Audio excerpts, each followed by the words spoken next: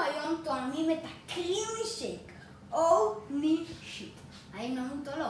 3, 4 ו... סבבה. מעניין. סבבה. מתוק מאוד, מתוק מאוד. טעים. סבבה.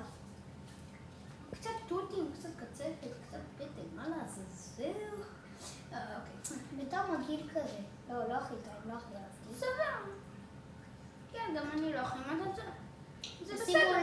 תשימו לייק וסאבסקרייב אם אתם לא רוצים לעמוד מהגרים ושייק. נכון. ואם לא תעשו לייק וסאבסקרייב, אתם לא תשתו אותו לעולם.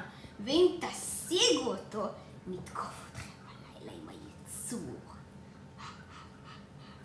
אז כדי שתשימו לייק וסאבסקרייב ממש עכשיו. וואלה, הוא צודק. יאללה.